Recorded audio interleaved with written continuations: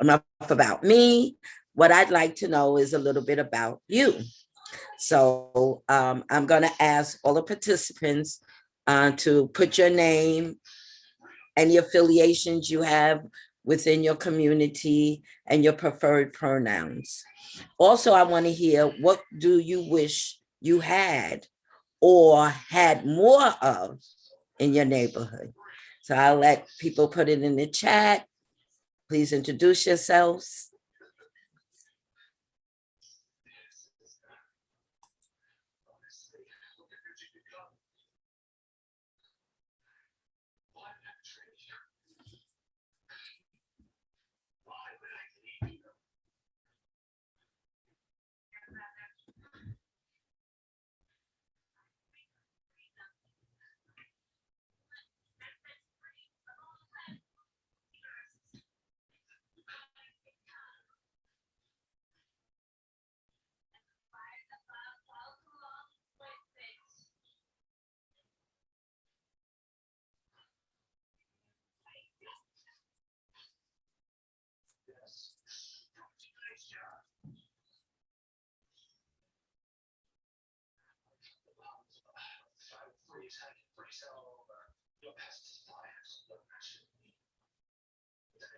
All right, while everybody's doing that, I think we can move a little bit further, because I would like to ask, um, I think that was John, or who was that, the first person?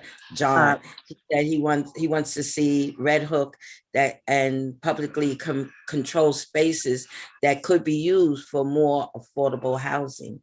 But when people say affordable housing, I say to them, affordable to who and for who? Because what they consider affordable housing is not affordable for our current residents of, especially for East New York and Brownsville. I don't know about your neighborhood, but it's not affordable for us. So with that, I'm going to move forward, but I still want everybody to interact in the chat. So this way we can still go back and ask questions later on. Deborah, let me make a quick announcement. When you are putting comments in the chat, make sure you select everyone so that everyone can see it, not just hosts and panelists, because people who are not hosts and panelists won't be able to see your comments. All right, thank you. Sure, no problem. So while people are still doing that, I'm sure they can still listen, and I'm going to turn this part over to Vishnu. Hi, everyone. Nice to see you tonight. Thank you for having us here. My name is Vishnya Vuitsa. I'm an attorney at Take Root Justice. I actually spent 3 years working at Neighbors Helping Neighbors from 2011 to 2013. So I'm pretty familiar with the neighborhood and with CB7, and it's really lovely to see some of the same old faces from the meetings about a decade ago. So the first kind of introductory piece of this is really, what's the purpose of CLTs? And I think, as everyone here recognizes, land, especially in New York City, is such a hot commodity. And so that everything on it, especially housing, is becoming more and more expensive and also more and more exclusive. So fewer people have access to it. Community land trusts are an alternative. They offer organized communities a way to take land out of the speculative land market, and then to use it to ensure that it's used to develop affordable housing, truly affordable housing, and also other spaces that are inclusive and affordable to all. And we have a cool picture, but maybe, I don't know if it's so big, but it's a very fun graphic about speculatory, predatory equity landlords grabbing up all the land so people can't afford to stay in the city anymore. Yeah, okay. So a little bit of history of CLTs. So CLTs exist internationally, but in the United States, the first known CLT was New Communities in Georgia. So it started in 1969, and it was basically a Black farmers co-op, a community land trust created by farmers in Georgia who'd been kind of chased out of land ownership, had been evicted off of lands because of their civil rights activism and things like that, and elected to turn to kind of a collective ownership model and wealth sharing as a way of providing collective both solidarity and stability to their community as a whole. There's an excellent documentary called, I think it's called The Arc of Justice, that's available about new communities. If anyone's interested in taking a deep dive, they just celebrated their 50th anniversary as an organization, and I think are reviving the movement. And it's really a fantastic kind of retrospective and reflection on the movement. But so now across the United States, there are over 200 CLTs. About 20 of them are in New York City. And in New York City, our first CLT is the Cooper Square CLT on the Lower East Side that was formed in 1991 after about 20 years of fighting against a giant land grab and an urban renewal project by Robert Moses. And actually, there's a fantastic documentary out about that right now, but I think it's called Rabble Rouser, about Francis Golden. I think I'm getting the name right. So lots of documentaries for folks who like watching documentaries about CLTs, but it's really, it's a tool that's growing, and also at the same time, a tool that's been around for a very long time in the United States. The very basic, what is the CLT? First of all, the CLT stands for Community Land Trust. So it's not just a land trust, it is a community land trust. And that C means that it's a nonprofit organization that collectively owns and stewards land for the community and really by the community. So kind of we wanted to ask you all to do another little quick question or response in the chat. What does it mean to you to steward land for a community? What would that look like? What does land stewardship look like, or what should it look like if it's being done right?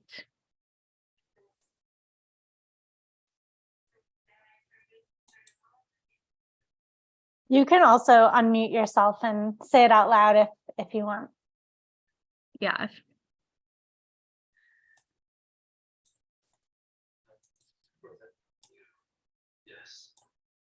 Maybe we can prime the pump a little bit. Ms. Deborah, what does it mean? What does stewarding land for the community mean in East New York, for the East New York CLT? For the East New York CLT, but I'm going to speak for me. I can't speak for everybody.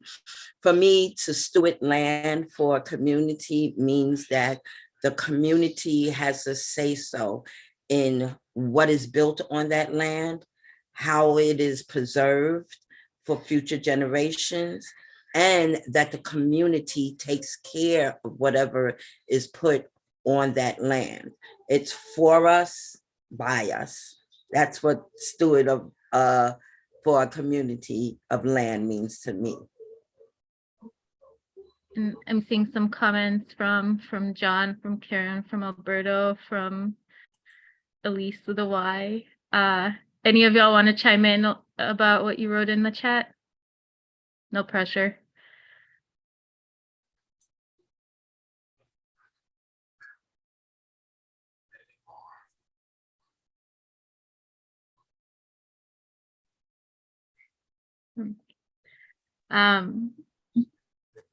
Go ahead, Hennessis, were you going to say something? No, I was going to say our members are shy today because usually. It's because we're so scary. Okay, so a little bit more about basics. So first I want y'all to take a look at the picture, ignore the words. So on the picture, you see the grass is the land. The CLT, the Community Land Trust, owns the land and works to ensure that the land is used in ways that benefit the community. So then there's all these red buildings that are plopped on top of the land.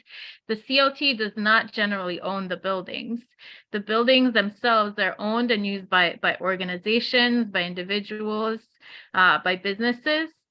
And the connection between the building and the land is a ground lease. So the same way I live in an apartment and I have a lease from my landlord to live in my apartment, the folks who own the buildings have a lease that sets the terms. So the building building owner and the building lives on the land, but there are conditions on the use of the land and the building being there that are the way that the CLT regulates. So one way to kind of look at this is that the CLT's regulation through the ground lease is a way of having community control by separating the ownership of the land and the buildings and then connecting them through a ground lease that has conditions like terms of resale, like income restrictions, resale price restrictions, primary residence requirements, things that are pretty common, especially in other co-op structures and things like that. By doing those things, by doing that regulation through the CLT, through the ground lease, the CLTs are able to regulate their properties and the use of the land to ensure both long-term affordability, but also generally uses of the land that benefit the community. I just want to take a second if anyone had questions about kind of this structure and what the ground lease is and what kind of it means for someone to own the land and someone to own the house.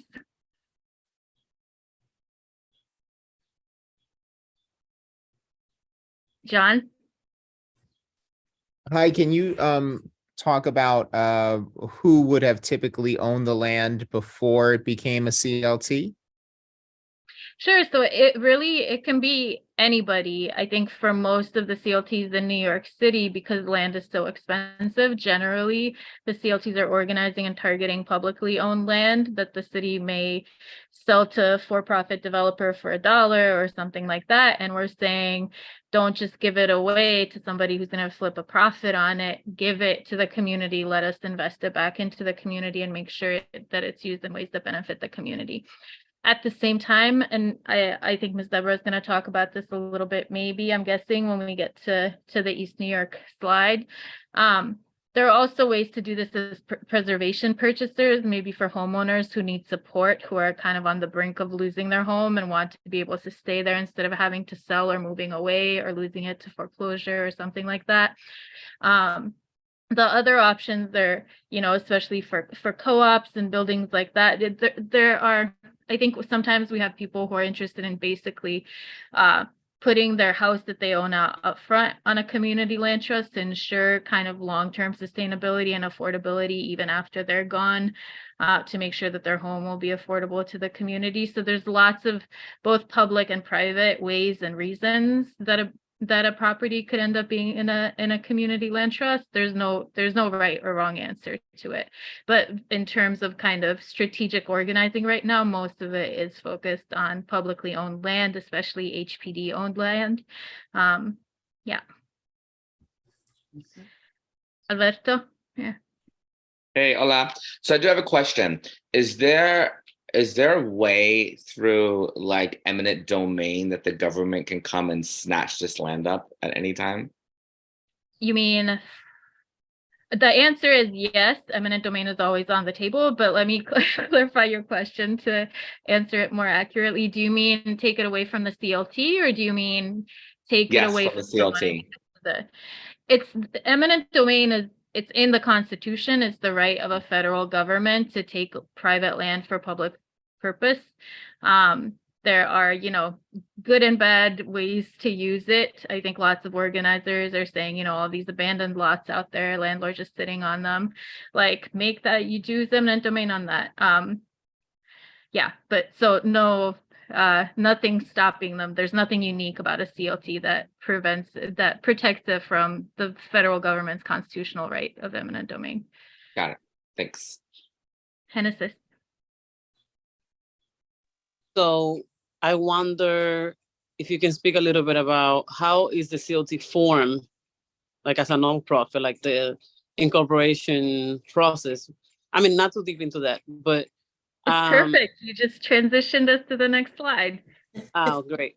Yeah. And then also, so it sounds like in most cases the nonprofit status already exists, right? The nonprofit is created first before anybody then can, let's say somebody elderly wants to give their home away for the community, can donate it to the nonprofit. Like it's not usually the other way around, right? Can you, maybe you explain how it has been done in the past, or how it's, So some nonprofits are basically a subsidiary, like a baby nonprofit. Some CLTs are a baby nonprofit of like a parent nonprofit. And so the parent nonprofit is like a regular organization that's existed in the community for a long time. So like East New York CLT is affiliated with Cypress Hills LDC. East Harlem El Barrio is affiliated with Banana Kelly that's in the Bronx. So a lot of CLTs, partly just because they need to be able to like make payroll and do audits and things like that, affiliate with an existing nonprofit. Some CLTs are just created by a community out of nowhere, not affiliated. So like in Edgemere, Queens, there are a bunch of residents that started a CLT and intentionally don't want to be affiliated with any nonprofit, and maybe don't feel like there's a nonprofit in their community that would be the right partner for a project like that, and want to have all the community groups in their neighborhood actually trust the CLT and don't feel it like it's like one organization's project that doesn't belong to other folks. So the CLT can be created by an existing nonprofit, or it can just be created from scratch by community residents. There's no kind of requirement, but the CLT, in order to own property, needs to be a legal entity that exists in New York State. And so to do that, it has to be incorporated. There are currently not really real definitions of what a CLT is in New York law. Nicely is working to get those definitions put into a few of the legal requirements that we're going to be proposals that we're going to be talking to y'all later on the advocacy part of our presentation. Yeah, did that answer that part of your question? Yeah, yeah, you did. I'm also wondering, again, you can answer later after the presentation. So, but I'm wondering what is the difference then between a regular nonprofit? Yeah. Okay. So that's the fun part. Yeah, that's the fun part. And so that's really what the slide is about. So first, look at the picture. There's kind of the tree stump is being pulled by 3 different colors. The yellow is residents of the CLT. The red is members of the surrounding community. And then the blue is public officials, housing experts, and other advisors. So basically in a CLT, you're looking at 3 different constituencies that are like different levels of impact. And one level of impact are the residents, the people who actually live on and use the CLT's land. Another level of impact are the neighbors who are impacted by how the land next to them is used, but also are impacted by making sure that their community remains affordable, that are impacted by making sure that the businesses that are getting space in their neighborhood continue to serve the community, that community facilities are used in ways that benefit the community. And then the other part is kind of this advisors category. So how do CLTs work? When you incorporate them, the first part is they're democratically governed. So CLT is run by a board that represents the 3 constituencies. And generally, those 3 constituencies are, especially the residents and the community members, are elected. And so every CLT structures that a little bit differently depending on their community and who's starting the CLT.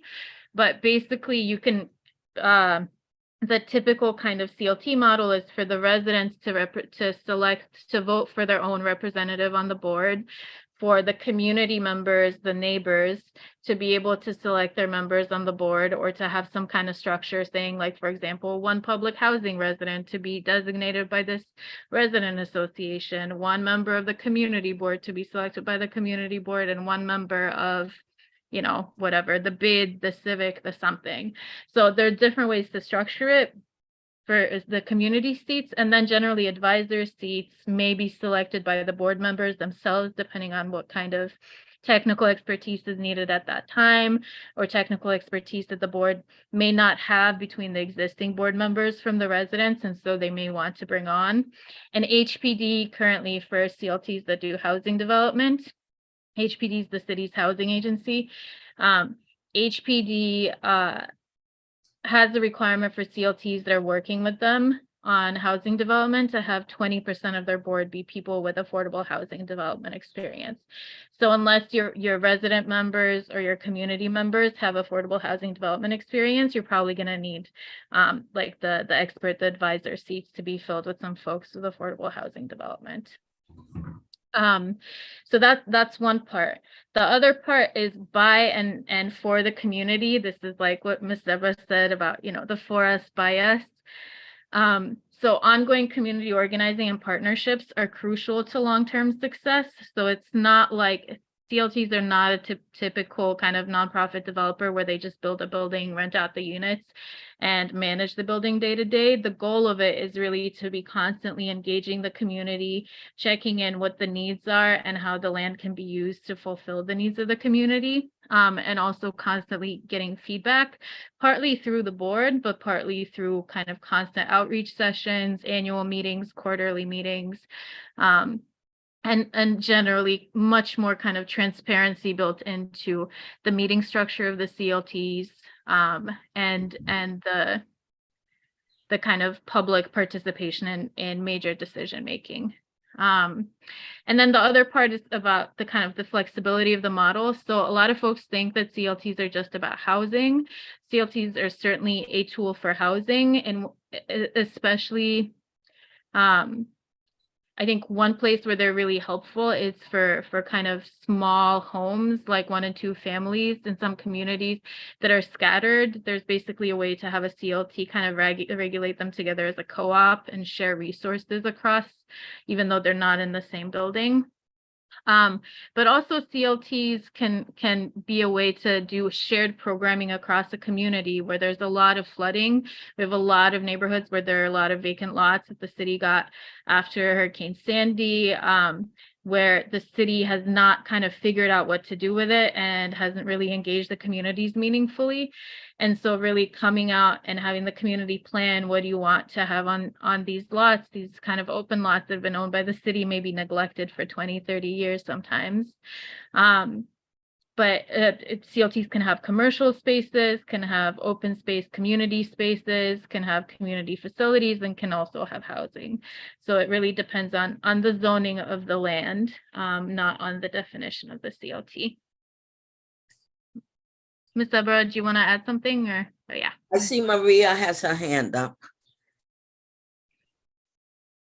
And then Elise. Maria, you're on mute. Maria, you're on mute. There we are. The window, the pop-up window came on while you were talking. Yes, hi. I have several questions that may find an answer along the length of the presentation, but one of my biggest concerns is always when public land is separated from the public domain and it is privatized in whichever way, and there are a number of them. A CLT is maybe a nonprofit, but a nonprofit is a private entity. And so it is not a public entity. What mechanisms for the protection of that land in perpetuity are imposed on a CLT so that if certain behaviors begin to take place, like you cannot in turn sell the land to another private agency, if that is the if you are foreclosed, all that land comes back to the public domain. A number of situations that could occur rather easily in a particularly when there are serious economic earthquakes in the country, wherever it may be. We've seen those throughout history, and people no longer. They leave, they move, for whatever reason, they're no longer able to maintain the property that under the CLT. So how tight are the regulations on a CLT? Should something go wrong? Should there be malfeasance? Should there be any number of things that get in the way of having that property be maintained, be managed in the way that it was originally set out to be, so that the people do not lose that land, all the people, because that land initially Sure, belonged so to let all of me- us. Yeah. Let me take a stab at it. So I think the first part of it is a lot of the time CLTs are targeting land that the city's been neglecting for decades. So that's really one part of it. Sometimes it's till buildings that the city's owned for 30, 40 years and Okay, let them right. fall apart, and Right. it's being turned over to the residents that live there. The part about CLTs that's different than a regular nonprofit who doesn't live on the land, who's just doing it for a paycheck, is that it's really the community, people who live on the land and the people who live next door to the land, and they want to make sure that it's taken care of. And so that's in some ways much better than some bureaucrat who lives in Long Island or lives in Pennsylvania and is like working from home. I mean, so there's I understand that because I'm Yeah. intimately let me familiar finish. with Let the me- till. Yeah. But let's come back to the I'm origins of coming. till I'm and how just, things it's a- went wrong. You had a multi-part question, so I'm giving you a multi-part answer. So one part of it is by putting it in the hands of the people who are directly impacted because they live on the land and next door to the land, you have a different level of attentiveness. The other part of it is nonprofits are under the regulation of the Attorney General's Bureau. The Attorney General oversees them all and can take complaints. Any disposition of property or major disposition of property has to go through, generally through HPD, has to go through the Attorney General's office. And anything that's designated from an agency will generally come with a regulatory agreement. So most CLT properties are going to have nonprofit oversight, are going to have agency oversight through a regulatory agreement, and will also have community oversight through annual meetings, quarterly meeting, monthly meetings. It's way more oversight than the city agencies that own those public lots are currently receiving. And it's really pretty impossible. So there's no, we are fighting in the nicely space in the coalition. We're actually fighting to have a real definition of what a CLT is, so that I can't, like, if I'm a slumlord, I can't go create a CLT and then do whatever I want with it. We want there to be accountability for CLTs, and we're really fighting for that. But what we've seen in a lot of communities is it's not enough just to call it public and then neglect it. Like, there has to be an actual real meaningful community engagement. The land has to be being used to benefit the community, and there has to be accountability. And so we're trying to come up with an alternative model. Not everyone's going to like it. That's okay. But really all the CLT projects that exist in New York are tremendously loved and supported by the communities that they're in. Okay, so I thank you for those answers, but I will just, and I have other questions, but I'm sure other people have, there's not time to, we could be here for 2 days with all the questions that I'm sure this group Maria, can can I- come can up I with. leave your- Sorry, But Maria. I will say one thing. I intimately familiar with both the TIL and the HDFC construction and movement as it was happening, and then what transpired and still transpiring at this point. Wonderful work, wonderful opportunities for truly affordable housing, lots of investment of people's time and work, physical work, particularly in the sweat equity co-ops. And because of very not short-term thinking of what affordable housing should be, because some people think that working class people shouldn't own anything. So all those philosophical issues that still exist to this day in some people's minds. Program agreements, regulatory agreements, and all that did not stand up to the market forces, did not stand up to the opportunity to make a profit out of these types of affordable housing. And I'm still not convinced. I love the idea of the CLT, the concept of it and all that. But I think there's a lot of work, serious work to be done in protecting them, making the demands that are enforceable demands, because the city or the state really don't have the ability they can put something in writing, but they don't have the people to go out and enforce and monitor and support because this is a learning experience for a lot of people. So I leave it at that, but it's not a quick, this is not a quick, and this a lot more work has to be done to protect the land, and the people who are serious about doing the hard work and protecting it, so that land doesn't end up in private hands that don't care, that just want to make a profit, has happened with the HDFCs. And we've seen horrible situations, and they're still happening, for the short-sightedness of, we cannot impose all of that because that is extraneous. Maria, can I just cut you off, and we can maybe get into the deep? Can I cut you off? I didn't hear you. Say that again. Can I cut you off so that we have one more question and we have a few more slides, and if we have time. Okay.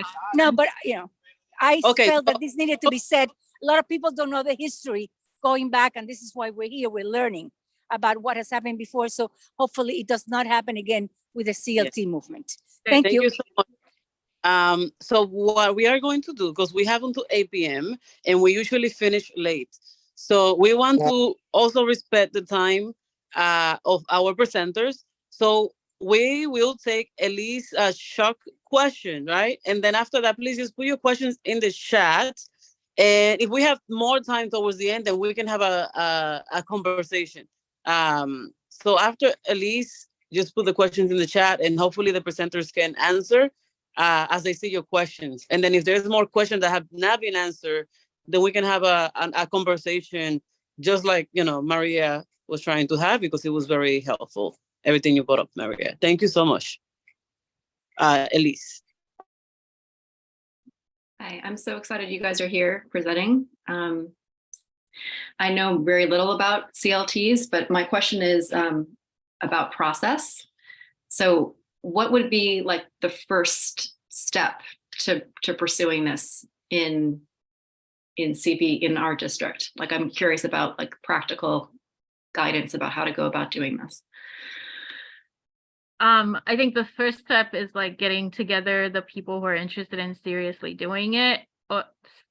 And maybe Ms. Deborah can chime in on this a little bit, but like you're not getting into like a regular activist organizing adventure that you can like walk away from. To Maria's point, you're starting a very, very legitimate, huge real estate company that's also going to be doing very serious organizing with consequences if you drop the ball.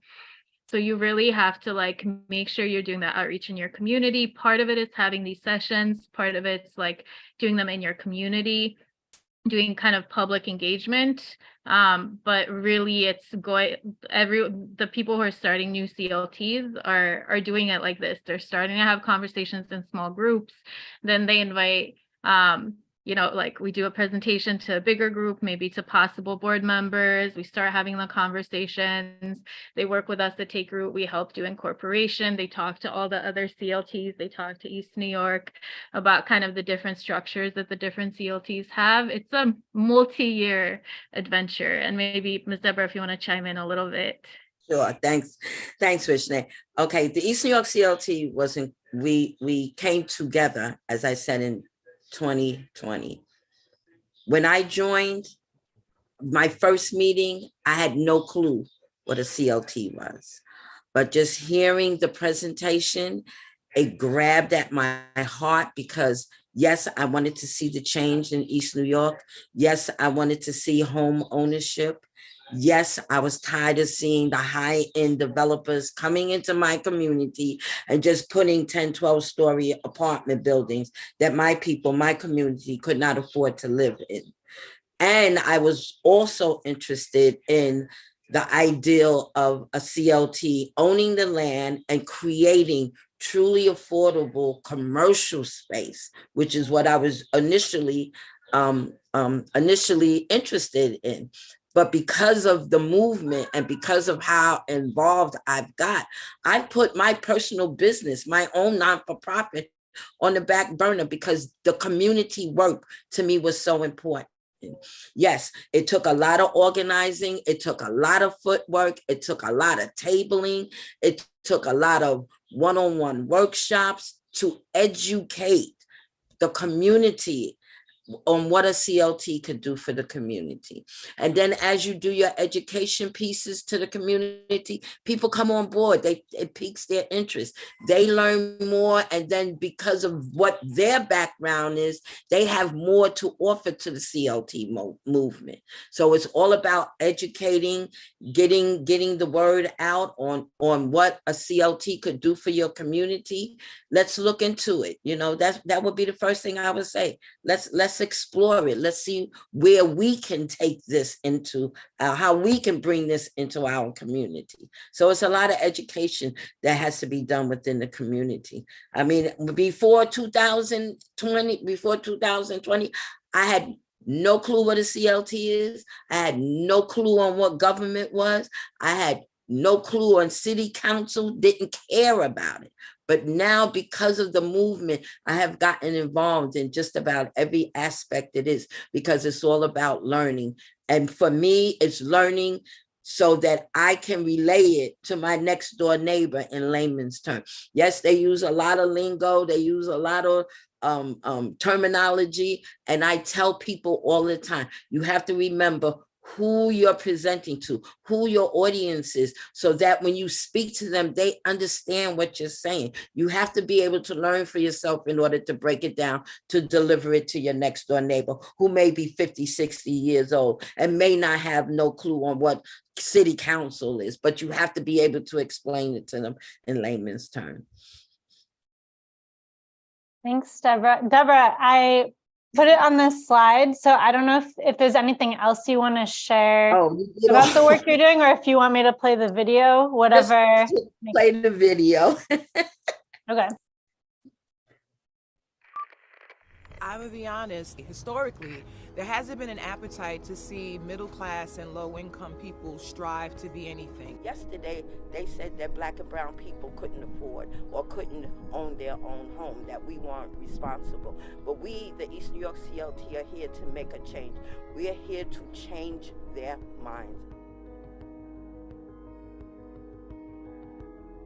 And East New York is one of the last communities of color that hasn't fully been transformed by gentrification and displacement. Right now, it's the perfect opportunity for us to make our stand and say that there are other ways that our communities get to develop without displacement. As I stand here and I look at this particular NYPD police parking lot, which is actually owned by HPD, which goal and purpose is to build housing, but right now it's just a parking lot. We have to change the narrative. There's no way that people who have lived in this community for decades, raised their families here, gone to school here, worked here, cannot afford to own here. A community land trust is a tool to address housing and economic injustice in our community. A CLT is a nonprofit organization governed by a board of community residents that treats land as a public good. A CLT acquires and holds land to ensure that it is always used in ways that benefit the local community. We're really in a time where we're able to shift what housing means, and instead of housing being a commodity, this is our opportunity to create housing as a right. We are boots on the ground in the community. We have surveyed over 250 lots right here in East New York that are city-owned, which are vacant. We can be using it for housing. We can be using it for public spaces. We can be using it for locally owned business commercial spaces. East New York CLT are the pride of East New York. We are East New York CLT. They are the community. They are the mothers, the fathers, the daughters, the brothers. East New York CLT is people like me, everyday Jane and John Does, who really want to see their community evolve. The Black and brown people that live in this community are East New York CLT. I want to say that the CLT is probably the best of the best that this neighborhood has to offer of people. To me, it has meant friendship, unity. More than affordable, it's sustainable. Ownership. Stability. Unlimited generational wealth. Because it's a new venture. It's a revolution in the way that we look at affordable ownership.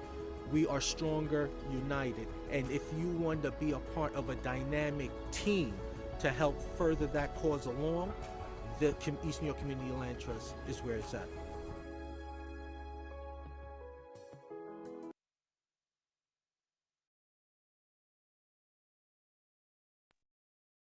Cool. As you all can see, East New York CLT is extremely inspirational and doing really, really wonderful, powerful, important work. Deborah, did you want to add anything else before we move on? Nah, you can move on. Let's save the questions for the end. Wait, Cool. let me add one more thing. Is Miss Deborah's being humble. She, like, I think you all probably, especially being on a community board, have heard about the tax lien sale and how terrible it is. The city was basically bundling like homeowner debt on water and sewer and property taxes and selling it to hedge funds to maximize collections, and was not really caring why people were behind on their water and sewer and property taxes and didn't care how much it was. They were just kind of selling it off to the highest bidder with no due process. And East New York CLT, with Miss Deborah really at the front of it, like are the people who stopped that. And they're working very hard. They're like meeting with all of the government agencies, with the City Council Finance Committee, with all of the elected officials to find what the replacement for that will be, and to make sure that the replacement for it is some kind of is a process that allows folks to try to find opportunities to stay in their homes. But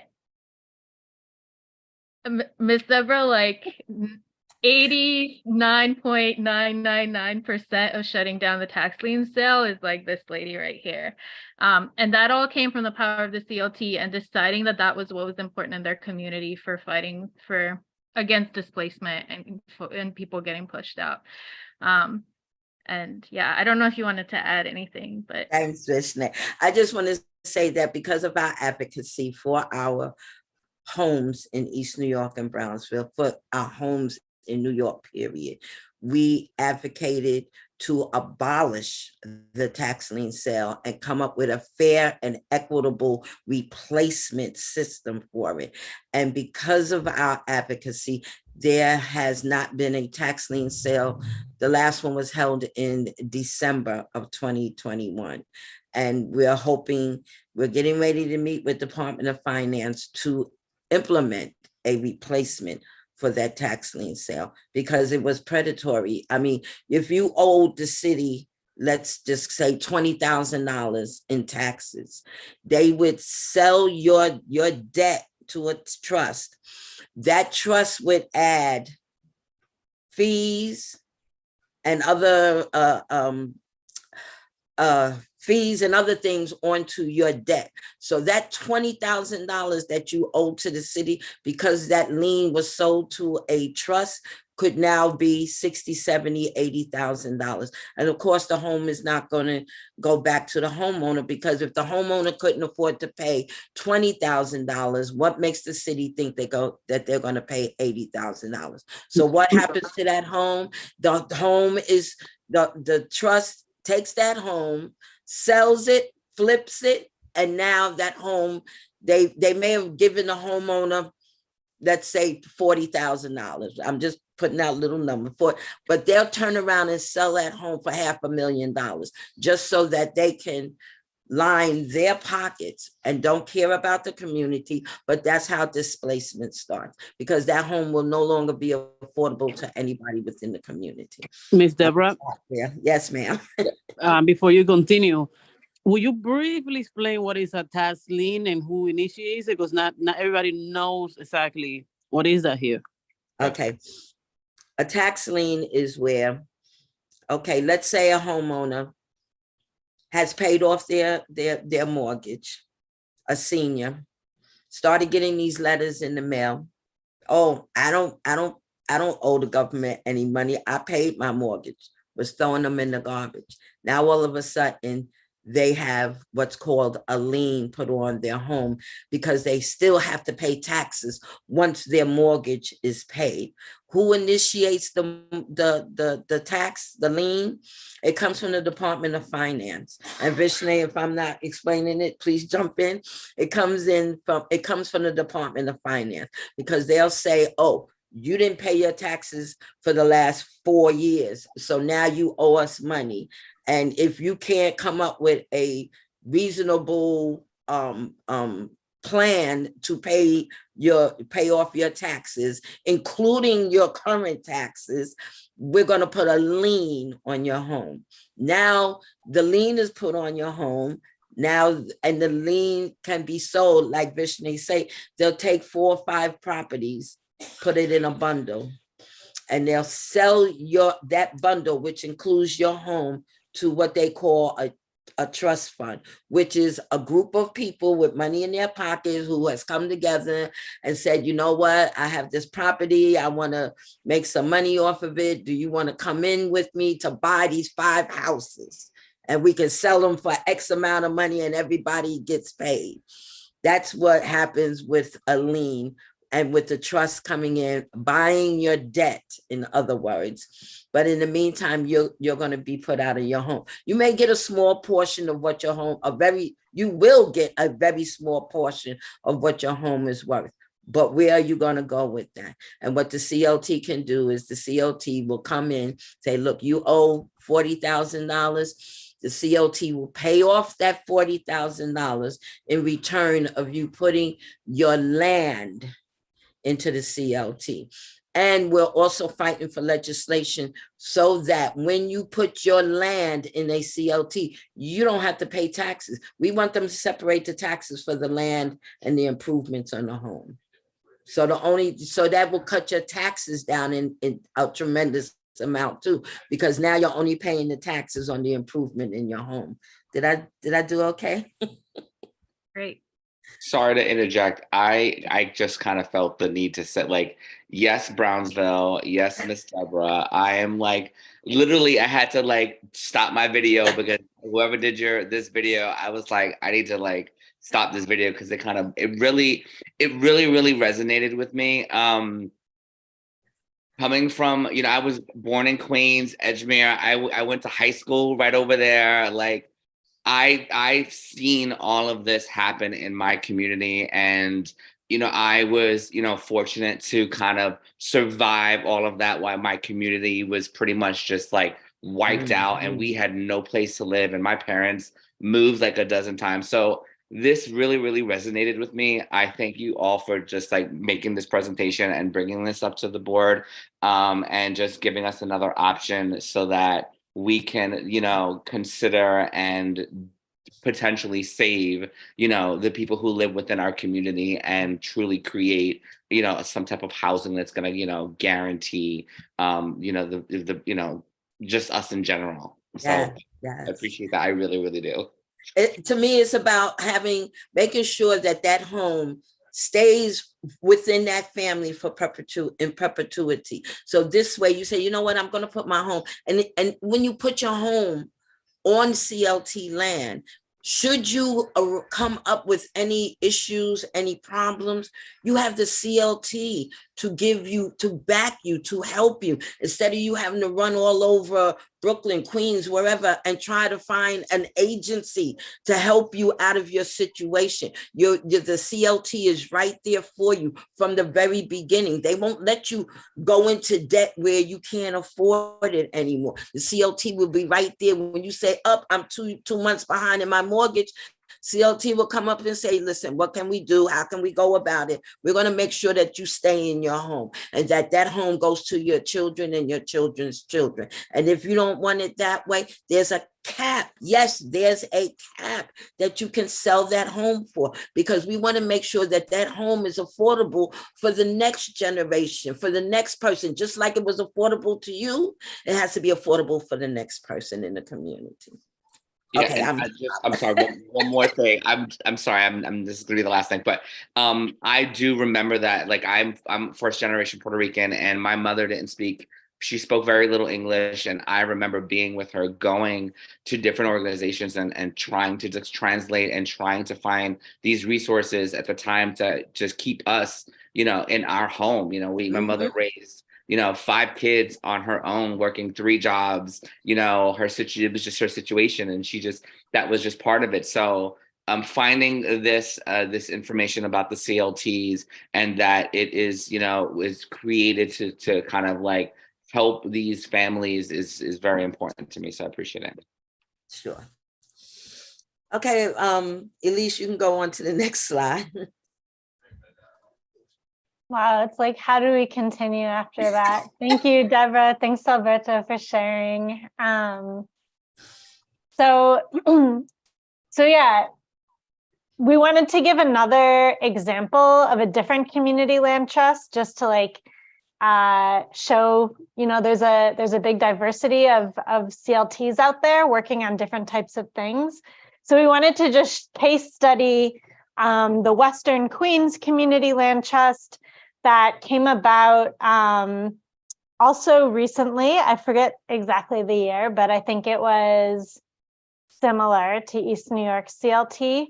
And it came about because I'm sure you all remember that the city and the state was about to give away a huge amount of public land to Amazon to build their headquarters, their second headquarters.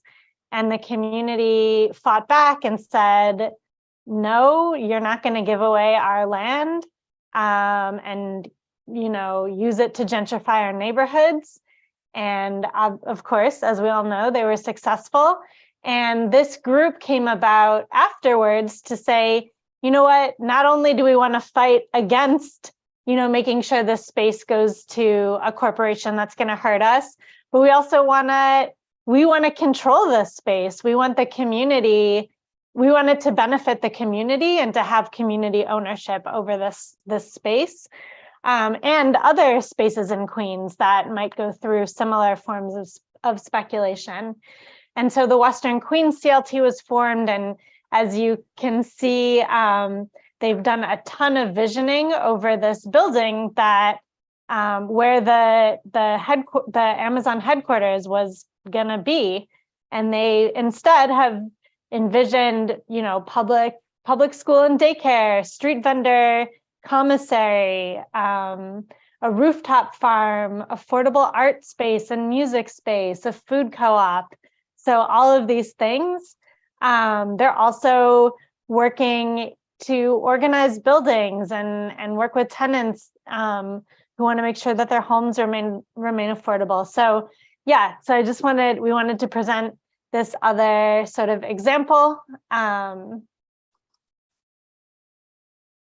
So now we're here at the policies to promote social housing. So there are a lot of policies. I put in the chat a link to our website, nicely/CLA Community Land Act, which goes into more detail about many of these bills. But, you know, there have been some questions, and it's been alluded to, like, so there are 20 community land trusts across New York City, approximately. And that number is constantly growing. But currently, only 3 of those CLTs actually have land. So the rest are in various formations of organizing and trying to acquire land. And why are there so many CLTs, but so few have land? And the answer couldn't be more obvious, which is that it's really, really, really, really, really hard to get land and buy property in New York City. Land is really expensive as a result of all of the speculation and gentrification, etc. So nicely, our coalition, as well as other partners, have come together to fight for a series of local and state bills, which would help create tools to bring more land into community land trusts and other forms of community control.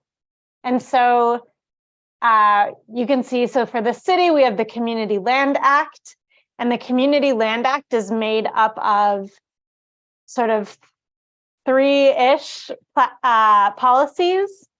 So the first is Community Opportunity to Purchase, or COPA, which would be that whenever a landlord or like a private property owner wants to sell their residential building of 3 or more units, they would first have to alert and give time to a list of qualified nonprofit entities or community land trusts to make a first offer. So that would be COPA, and that is something that is already in existence in San Francisco. There's TOPA, Tenant Opportunity to Purchase, in DC. So this is like a proven policy that is just like spreading around the country. We also have a bill, Public Land for Public Good, which would say that, you know, the city can't just give our public land away to companies like Amazon or other companies or for-profit developers that are in it to make money. And our public land should be preserved for the people. And that, so basically the bill says that if the city is disposing of public land, that it should be prioritizing community land trusts and nonprofits that have a track record of creating deeply and permanently affordable housing. And then, of course, as Deborah spoke about, we want to abolish and replace the New York City tax lien sale. So that's a lot. I'll also just say quickly about the state bill, which is TOPA, which is very similar to COPA. And this is a state fight that we want to make it right for all tenants across New York State, that when their landlord is selling the building where they live, that they should have the right to come together with their neighbors and help and have a voice in what happens to their building and the ownerships, like the future ownership structure of their building. So TOPA gives tenants a right, like landlords basically have to alert their tenants when they want to sell a building, give them time and an opportunity to either make an offer on the building themselves or appoint a community land trust, a nonprofit, another entity to make that offer and work with the tenants. Yeah, so that's a lot. I guess one final thing I'll say before I guess we can open it up for questions and some ways that you all can be supportive of these bills is that we are making a ton of progress on COPA and the Public Land for Public Good bill, and as Deborah said, the tax lien sale. But for COPA, we're just 2 council members away from a veto-proof majority in City Council. And on Public Land for Public Good, we're 1 council member away from a veto-proof majority. So we are, we're on the brink of winning. We just need to make sure that there's enough momentum, and would love to invite you all to be involved in that. Thank you, Elise. Before you continue, would you mind mentioning the names of those? You never mind. I thought there was one specific council member that you needed, but it could be anyone, right? Yeah, I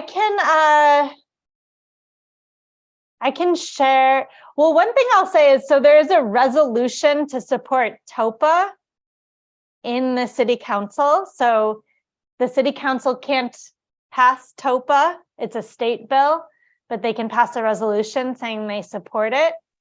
And your council member, Alexa Viles, is very supportive. She's supportive.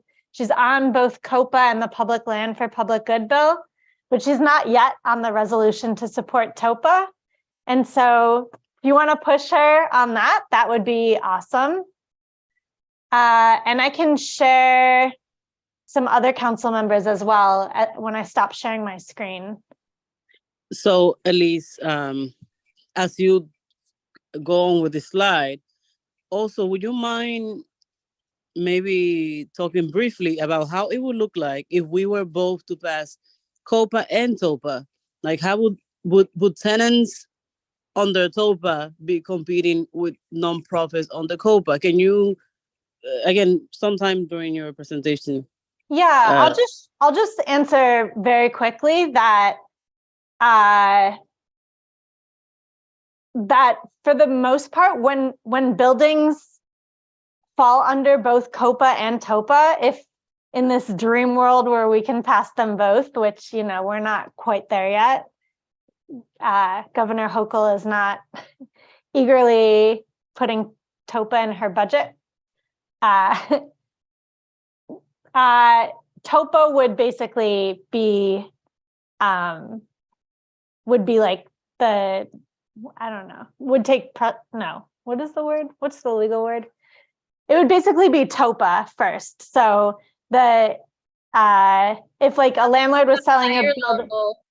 The higher level of government, like regulating something, means that that level trumps the lower level of government. So the same way that if the federal government regulates something, then your state can't give you less rights, the highest level wins. And then if there's additional rights on the lower levels, those additional rights kick in. Yeah, so thanks. So if you live in a building under TOPA, your landlord is wanting to sell the building, you live in a building, you would be given time with your neighbors to make a decision about if you want to buy the building or appoint your right to a CLT or a nonprofit. And then both in TOPA and COPA, there's actually a second round. So if the tenants say, no, we don't want to engage in this process, we don't want to buy the building, then next up is CLTs and nonprofits would have like a second right. And that would, so it basically just fall to COPA after that.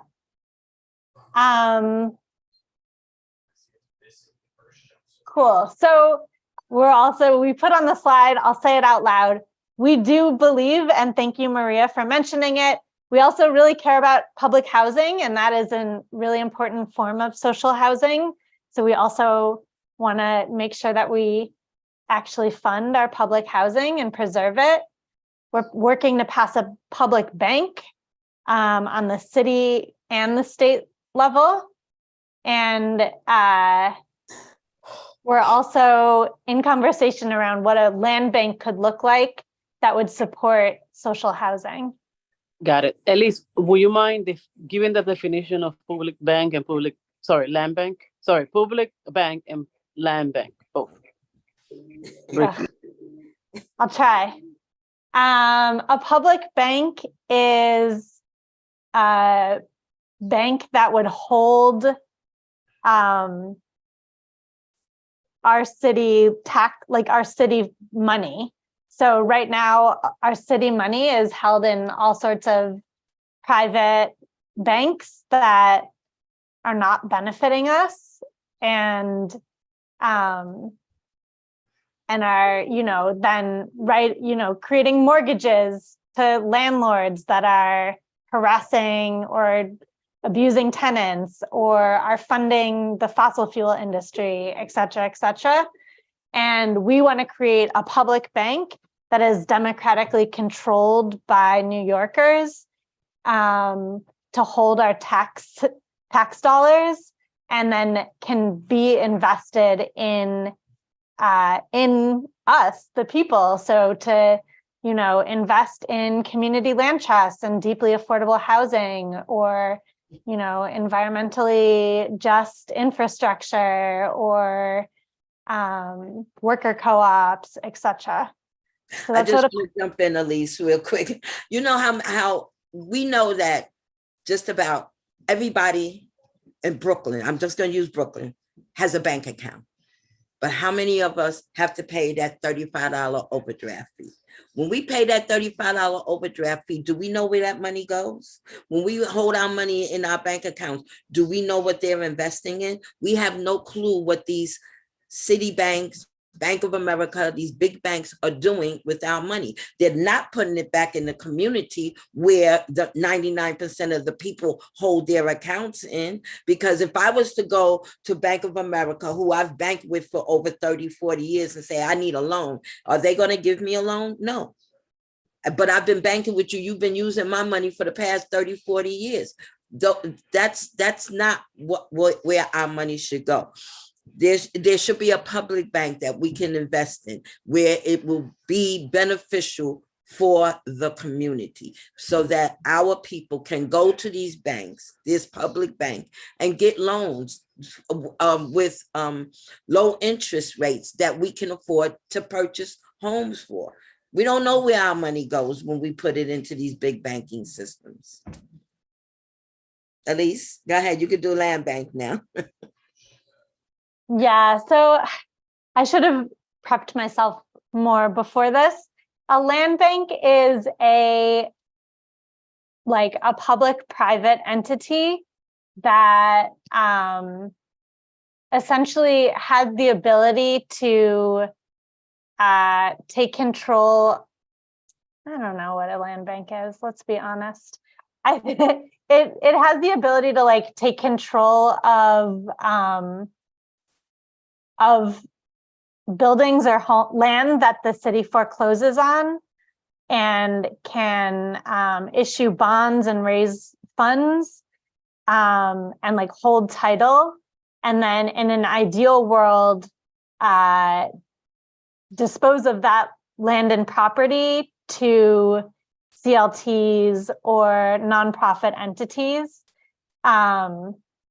So it's like a land holding entity. Yeah. That the city and state create. Yeah. I just jump in with a quick line or two. To me, a land bank is, we know that the government stopped taking control over foreclosed homes. So what we want them to do now is when a home is foreclosed on, instead of it going to HPD for them to disperse, we want those homes, that land, to go into a land bank.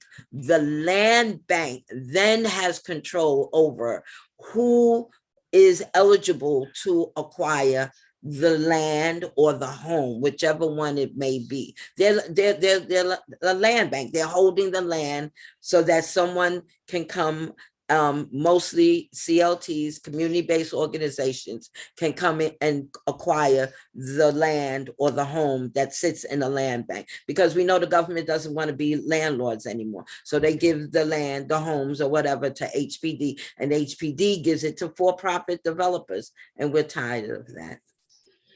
Yeah, thanks. And the reason that, so just to say, there is no land bank in New York City. There are many land banks throughout New York State and around the country. And there's a current conversation. There's a bill that's been introduced by Councilmember Gail Brewer to create a land bank. And we're in conversation with her office, as well as many others, around making sure that if a land bank is created, that it's creating the type of housing that we want to see. I see your hand up, Karen. Let me just make sure we have time to do this last slide, which is, please help us to pass the Community Land Act, those local city bills. So I'm going to share a link, which is a tool to contact your council member, and it also CCs Speaker Adams. So right now we're in a moment where we have a lot of city council support, and we need to make sure that the speaker is really listening to that and moving these bills forward. So please do that. On the website that Vishnia and I both shared, there's a link where you can endorse the Community Land Act as your organization or as a community board. This is a thing that I think you all do. Is this true? A community board can pass a resolution in support of bills or causes. And so maybe you all could consider passing a resolution in support of the Community Land Act or one of these bills. But yeah, we invite you to, and I'll also put my email in the chat. So if you want to be involved in any other way, please reach out. Thank you, Elise. Before you take Karen's question, do any of this bill require money? We know we are getting a lot of cuts, so I want to know what's at stake. Yes, so none of the bills, we have no budget ask with any of the bills, so we're not pushing for them in the budget. That being said, we know that they're only going to be successful if they are funded. So, you know, of course, a nonprofit isn't going to be able to step in quickly to take over a building without, you know, funding support or quick access to funds. And similar for the public land, right? So we are, of course, pushing for, you know, HPD to be fully funded, for lots of funding for community land trusts, especially for organizing right now, to make sure that we have, you know, like the infrastructure in place. But our current strategy is to pass the bills and create the real need and urgency for funding, and then push for funding afterwards. Thank you. I just want to add that right now these bills are sitting in the committees. We want everyone to fill out that link that Elise sent, because with that link, like she said, it goes to the speaker, Adams, and this tells her that the community, her constituents, the people who put her in place, want these bills to come out the committee and be brought to the floor, the council floor, so that they can be voted on and put into action. We need them to come out the committee, and the more people, like Elise said, we're like two council members away from one council member away from the public land for public good, maybe two councils away from the community opportunity to purchase that. And I think the movement has done well, because we all know there's 51, 52 council members. And if we have 33, 32, 34, we have a majority, which means automatically they will be put into vote. So we need your help. Yes, Karen. Hi, thank you so much for this presentation. It's actually exciting, and I hope that we can go forward with this legislation. I've copied all your links, but I put a question in the chat earlier, and it was, does the land have to be vacant? And the reason I asked that question is because here in Sunset Park, we don't have a whole lot of unused land. Our land is double and triple and quadruple used.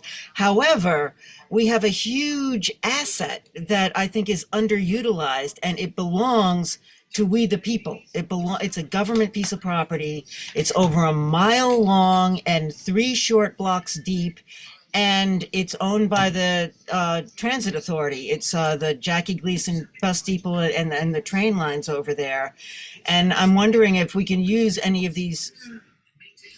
I think it's very important that we in Sunset Park get control of that land so that it never goes to developers. And in other areas in Queens and in Manhattan, they have decked over rail yards and made it into housing. And could we use these tools to do that here in Sunset Park? I know that's a big question, but yeah, I mean, I think, you know, My background is organizing, and so my answer is always the same, which is, yeah, if you organize, you can do it. So, but you know, it takes organizing, right? It takes coming together, forming a strong group, working with electeds to make sure that they're on your side and pushing the city to do it. And it might not be quick, but who knows? Maybe, maybe the city is already looking to dispose of that land, and having the community step in and ask for it is all that it takes. Yeah, I don't know if the city could dispose of it because they do use part of it. It would take an investment, but it's a huge problem. Huge problems need investments. And this is an investment that we should be willing to make for our community, I think. And it would have to be backed over. Yeah, the building that the Western Queens CLT is working with, it's a Department of Education building that is extremely underutilized, but the DOE does have some like office space in the building, and Western Queens CLT in their plan is to keep the DOE in there, but then use all of the vacant space for, all of the other community needs that they've identified. And so, I think there's a precedent there for working with an agency and then building out a more expansive vision for the space. I just want to add that I think that if you organize, that anybody who's even thinking of coming in there will hear you loud and clear and will be turned away from it because they don't want to see they don't want to happen to them what happened in Western Queens. Like you said, Amazon was going to get that building until the people came together and said, no, not in my community. And Amazon was turned away. So they fought, and they're still fighting to acquire it, but Amazon did not move in there. So they still have the opportunity to acquire it. And you could do the same thing. You can stop and you can fight to acquire it, but while you're doing that, that stops anybody else from coming in there and wanting to do more with that property. I mean, if unions can put a big rat outside of a building to deter, to make sure that union labor is being used on certain developments, the community can do the same thing for buildings that we want and want to make sure that these giant developers don't take the building from us. Yep. I just want to flag one more example that's at a different stage. So the South Bronx Unite hosts the Mott Haven Port Morris Community Land Steward CLT, and there's a hospital that's basically been kind of neglected for a long time that was occupied, I don't know, the Panthers or the Young Lords or somebody at some point in the 70s and the 80s. And they've been for a long time, their community's been wanting to see something that benefits the community there. And they went through this long planning process and actually came up with a concrete vision with lots of community feedback and input, and came up and organized to actually get the Economic Development Corporation to put out an RFP asking for someone to develop exactly what it is that they planned. Yes. And they're going to win the RFP, right? Who's going to win that RFP against them if they already did all the legwork? They've just set themselves up for political success by having everyone in the community aligned and bought into their vision. And any developer that wants to come to the table on this project is going to have to partner with them. And they're going to have their choice of who's going to choose it, and are really going to be able to frame it for their community, and comes from the organizing, and also comes from the nitty gritty real estate work of planning, of having getting some designers to work with you, having community events, turning out masses of people over a decade of really doing the legwork. Because it's not organizing isn't holding 3 events over a summer. I mean, that may work for some things, but these are really much heavier lifts than that.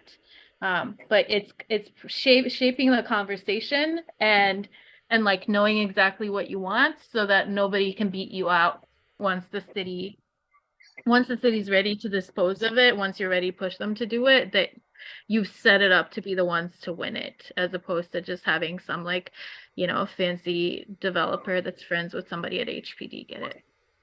I don't mean to defaming HPD. Sorry about that. I'll retract. We know what happens. I mean, some of us know what happens with HPD. But will you say that part of that organizing is becoming a nonprofit, right? Is that part of it? So that the land then can be acquired by that legal entity. Yeah, but I think like the Mont Haven Port Morris, that example that I just dropped, I think they were organizing probably for a long time under South Bronx Unite and doing some of the visioning, and at some point decided that what the community wanted for it is to be on CLT land, and they incorporated a CLT as part of their vision. So I mean, your answer in organizing doesn't have to be that it's going to be on a CLT. We think CLTs are excellent tools for community control and long-term regulation of what's going to be on there. But the answer could be if there's already, a nonprofit that you're working with starting from there. That's the answer for some communities. It's not the answer for all communities. Got it. You mean like a nonprofit, like a Fifth Avenue Committee, one of those? Just giving examples. Yeah. All right. Please raise your hand if you have questions. I see Elise, Shock, and then Eduardo. I'll let Eduardo participate first, since Elise, you spoke before. Eduardo, you mute yourself. Hi, Genesis. Thank you. I appreciate it. Yeah, thank you to everyone at Nicely for the presentation that they provided on ZLTs. I guess let me introduce myself. I'm a Sunset Park community member for over 25 years. For me, housing advocacy is being able to provide long-term community residents the opportunity to home ownership.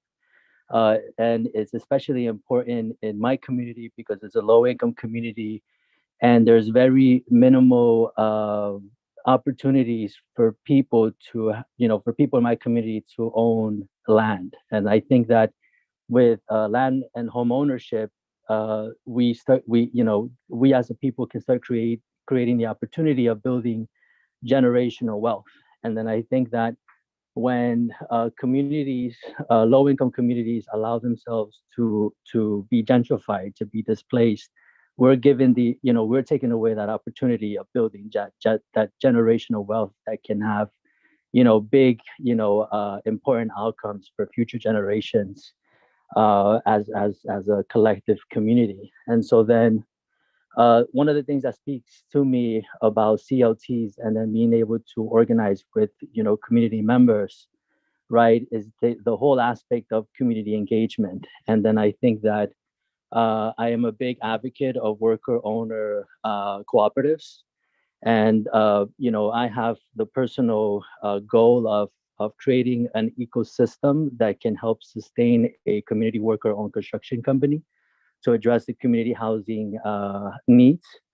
And so then I'm wondering, this is something that I've been trying to sort of like bring into fruition for about maybe 7-8 years since I've been introduced to the solidarity business, business model, and then also to CLTs. And so then I'm wondering, is there any resources that Nicely is aware of that can potentially provide community members to begin these sort of like steering committees and then begin that aspect of community engagement so that, everyone can have, a shared vision towards what, it would be ideal housing reform in our community. And then, and so then, so I'm wondering if Nicely is aware of any resources that they can provide to community owners in order to begin that process of community engagement. And then this question can also be given to the community board. Like, is a community board aware of any resources that they can provide community members to begin this community engagement that is necessary in order to even begin the conversation of CLTs, or even begin, creating community engagement that generates trust. And I think that trust is a big important component to everything that has to do with organizing, especially in community land trust. So I will speak no further, and then I hope that I was able to articulate well what I wanted, what I've been envisioning, and then also potentially what I'm looking to have some aid with, and then hopefully nicely, or the community board can potentially orient me towards resources that can give me the opportunity to begin the community engagement needed to begin building visions like community land trust, so on and so forth. Thank you. Yeah, thanks, Eduardo. I can take a crack at that, and then I would encourage you to contact me, and if you want to move forward, or if you all as a group are interested in moving forward. But short answer is yes, we have lots of resources. I would encourage you to check out our website, which has many resources on it. We have lots of organizations that are part of Nicely that have gone through, various processes to create their CLT entities, and, talking to them. And but I will say again, essentially it needs to come from a group of people in the neighborhood who really want to move it forward, since Nicely members aren't probably from Sunset Park, and it's going to take the dedication of a group of people to really kick it off. But short answer, yes, we have resources. Please reach out, and happy to talk through what some initial meetings or visioning sessions could look like. Thank you. And then just to jump off quick, can I ask a follow-up question, a brief follow-up question? Is Nicely familiar with any case studies where maybe potentially a worker owner business might have potentially started that process of creating a CLT in their community? That's a great question. No, but we do partner with NCNOC and CNIC, and as part of the solidarity economy, community land trusts are definitely looking to provide space for worker co-ops and work with worker co-ops.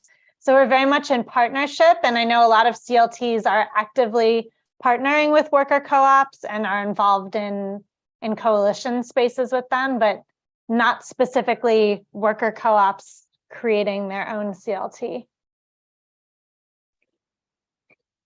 Thank you, Elise. So it's past 8 p.m. So I put a stack on the chat.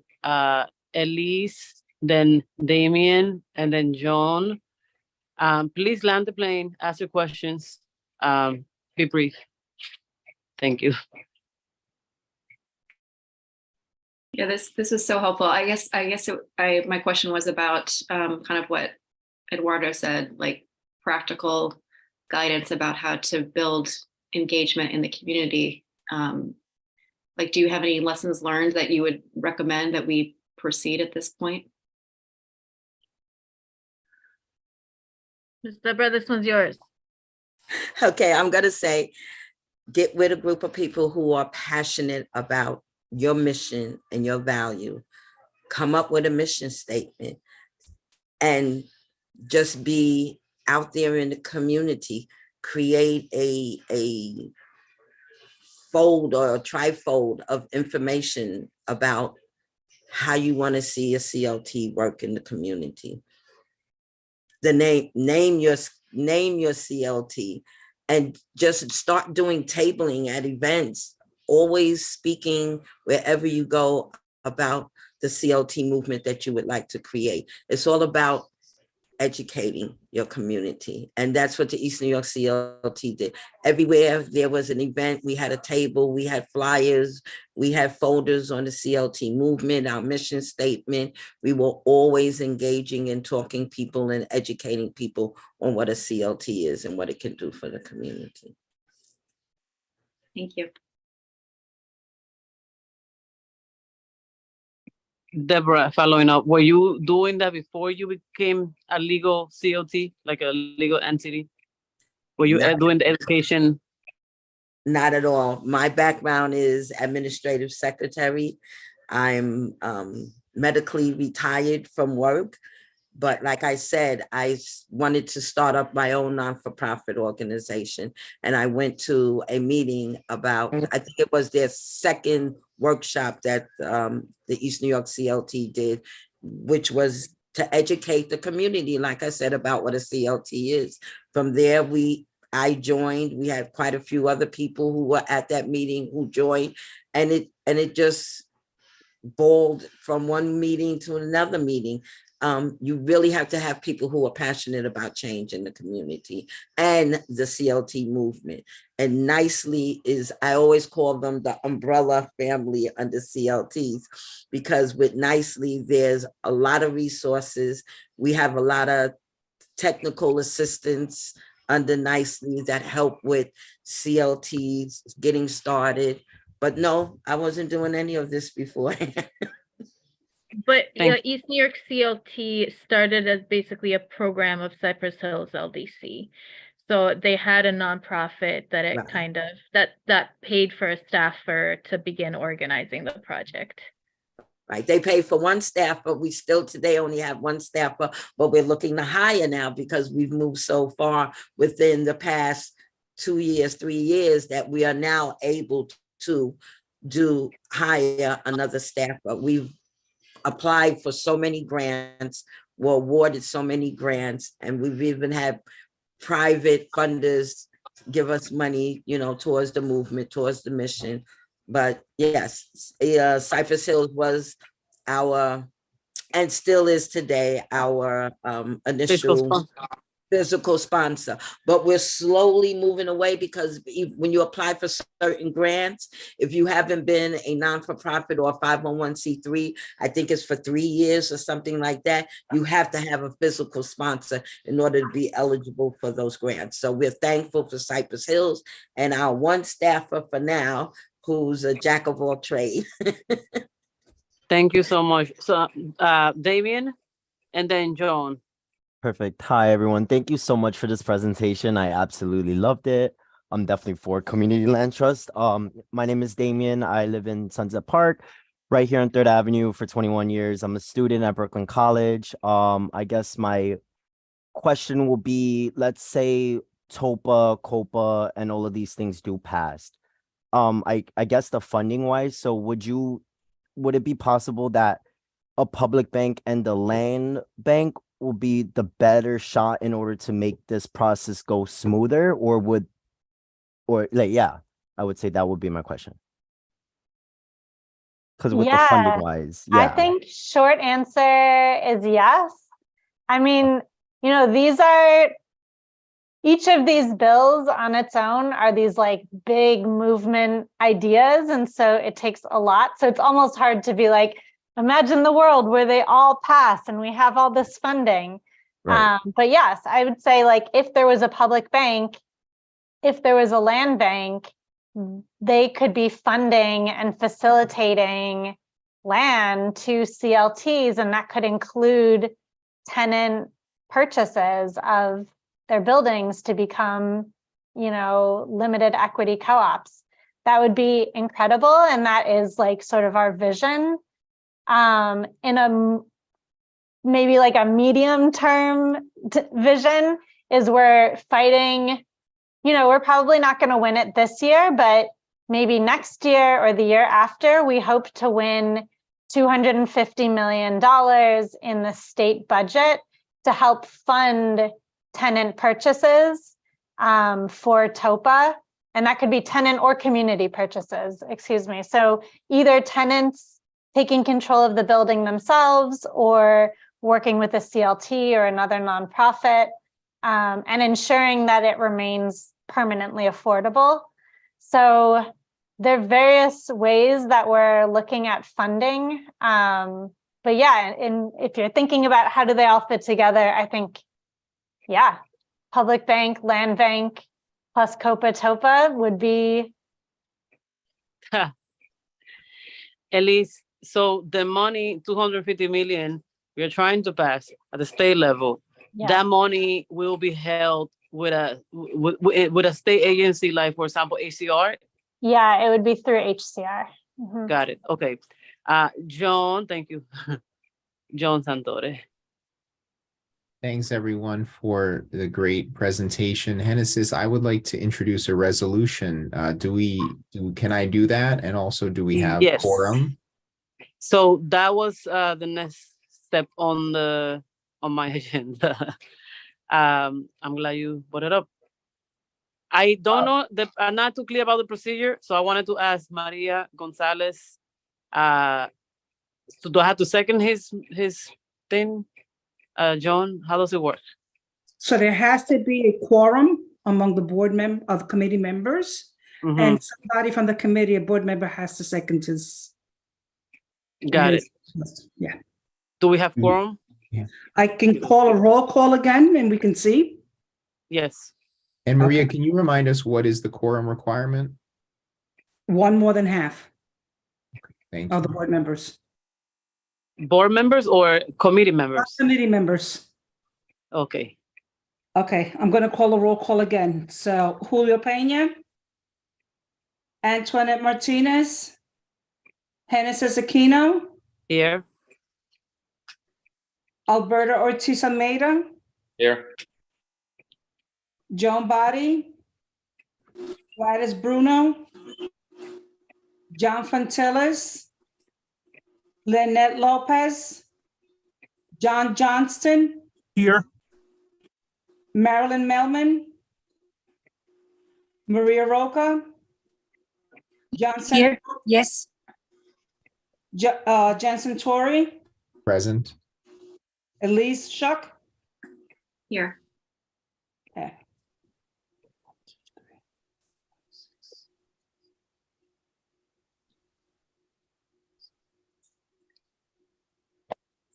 You're one short. There's 6. There's a total of 12.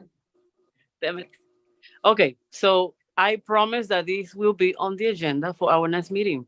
And make sure that you invite all your friends, committee members, to join our meeting. John? Yes, can I introduce a new business? If we're wrapping this up, I have a new business item, but yes, go ahead. Because I know it's this is a great presentation. There are 1,000 things to ask about and learn more about.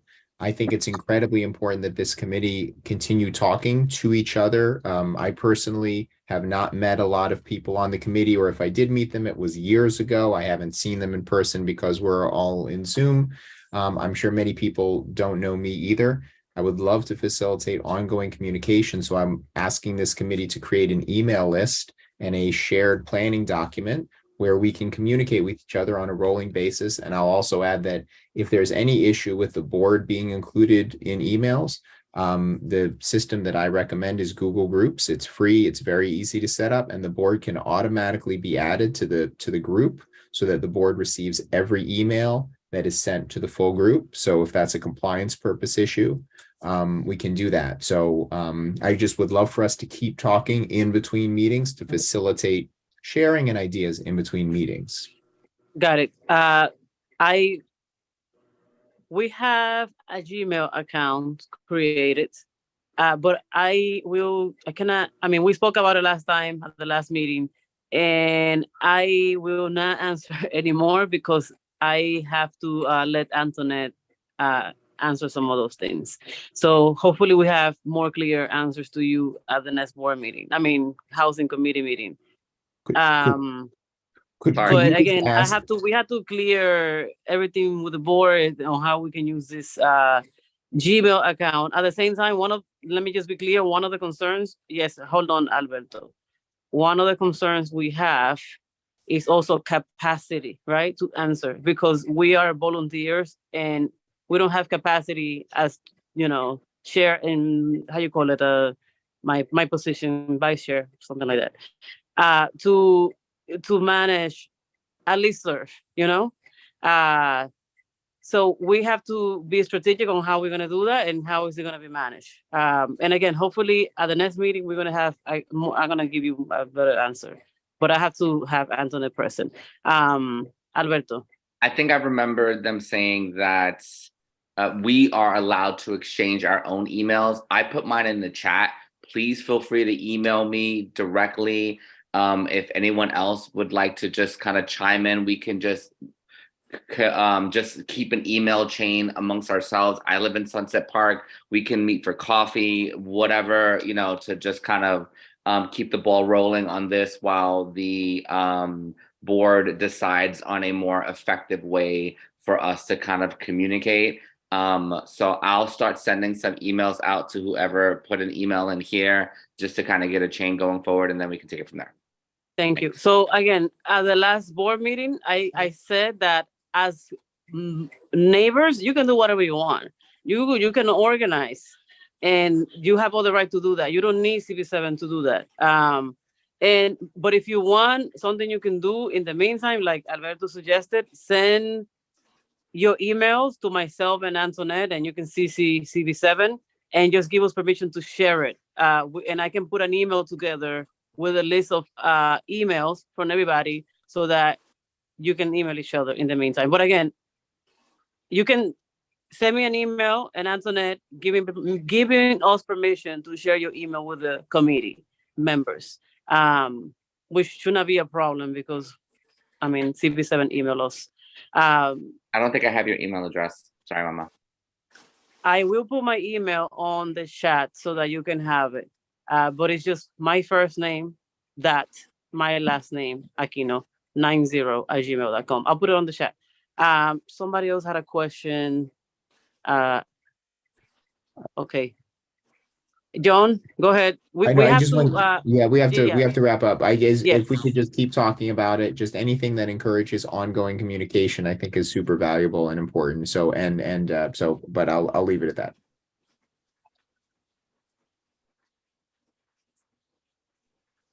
Thank you. Any other concerns before we depart? Any questions for our panelists? Sorry. Yes, go ahead, John. Sorry, our next meeting agenda, Genesis, is could we communicate about that, or do we? I know we have a date, but do we know what the agenda is going to be and what we're going to focus on? We decided the topics of the meetings at the last board meeting, which was, I don't have it in front of me, but it was whatever we decided at the last meeting. That's what we're doing. Would you be able to share the document that we typed up that you were putting together so that we could see it? Yes, I type it with my personal email. I had to put it out on the Gmail that we created for CB7. So, and again, I have to clear things up with CB7, so I don't do anything outside of, the rules. Okay. Okay, but I'll share it. No problem. I'll share it. Okay, thank you very much. No problem. Sorry for rushing you. Just trying to. No worries. Thank you. You did great. Thanks. Okay, so if you have no more questions for the panelists, which they have to go, I suggest that you send any follow-up questions to my email that I forgot to put on the chat. Let's hold on. Let me just type. I'm doing this on my phone. Aquino90. Sorry, my neighbors are loud. Okay. Oh, I sent it to Grisel by mistake. Grisel, would you mind sharing it to everybody? I sent it to you by mistake.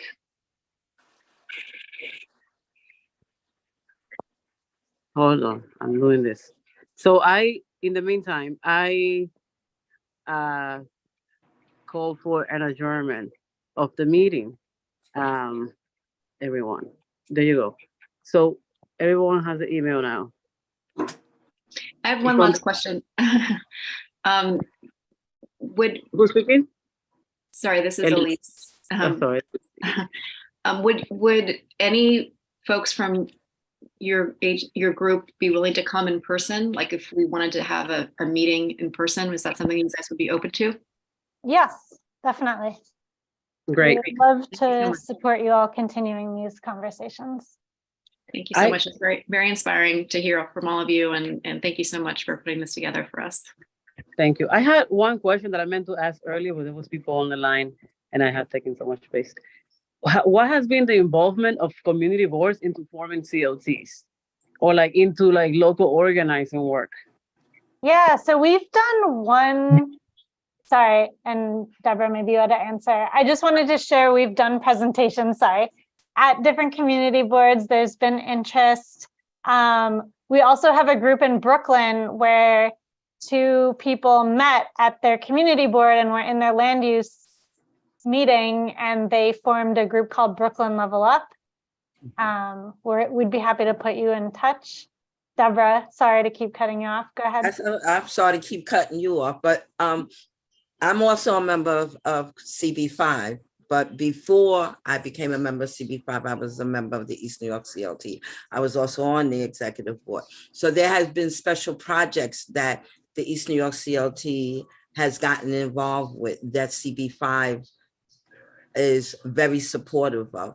Another thing about forming a CLT is make sure that you get your council members behind you, because two of the projects that we work with, we have our council members that support us and that have helped us organize to get government agencies together to do work for a community that we're involved in. So it's all about making sure that you have your council members behind you, making sure that you have your community boards behind you to support projects that you want to do. So our board does support us. I just want to add, like, I think that a CLT could very much come out of a community board.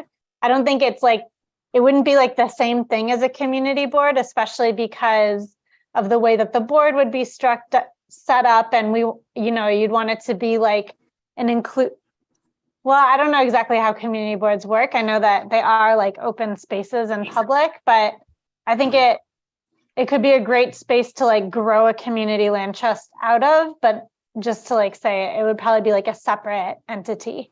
Yeah. And it depends on what projects you're working on. That, like me, since I am a community board member, if CB5 was to vote on something that involved the East New York CLT, I would have to recluse myself because I am a member of the East New York CLT, but they do support us.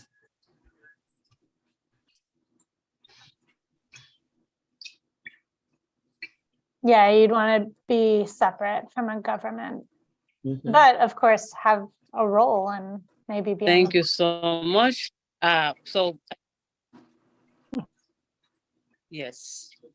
Thank you, New Economy Project, Elise. Thank you, Deborah, for presenting East Harlem Community Land Trust. And thank you, Vishnia, with Take Root Justice. And thank you all of you for listening and asking questions. Again, I know there was a lot that maybe was missed because a lot of you are deep into the affordable housing, social housing work. But again, send your questions away and we'll do the best. Yeah, so I called for an adjournment of this meeting. I always forget the procedure. We have to support this. I should know this. Maria. You can just close the meeting. But okay. Have a good night, everyone. Thank you, everybody. Bye. Thanks, Deborah. Thanks, Miss Deborah. You're welcome. You're welcome. Thank you. Bye, everybody.